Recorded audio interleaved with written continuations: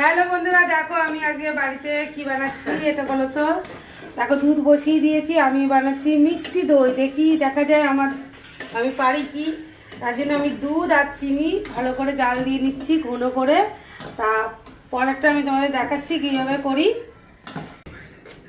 দেখো আমি একটা বাটি বসিয়ে দিয়েছি আর তার মধ্যে দিয়ে দিচ্ছি অল্প করে চিনি।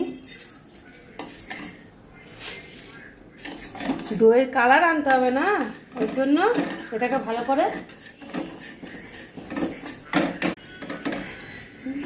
দেখো বসিয়ে দিয়েছি, চিনি দিয়ে দিয়েছি বাটির মধ্যে। এখন দইটা যে কালারটা হয় না, একটা লালচে লালচে ভাব কালার হয়, তার জন্য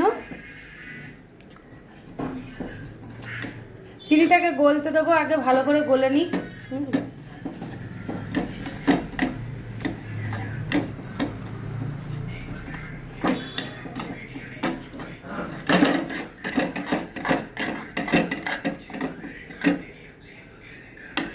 গ্যাসটা পুরো আস্তে করে দিয়েছি।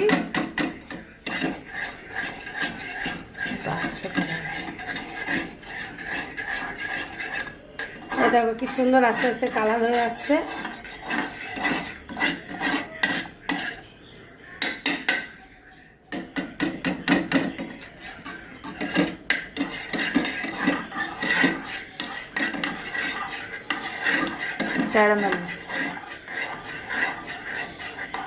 ব্যাস কালার হয়ে গেছে, আর একটু হোক কালারটা।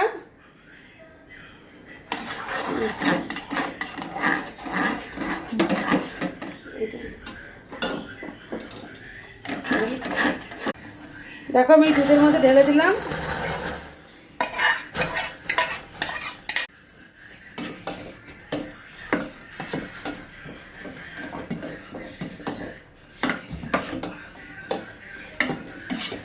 দেখো এর মধ্যে আমি টক দই নিয়ে নিয়েছি অল্প করে, 1 চামচ মতন টক দই আছে এর মধ্যে।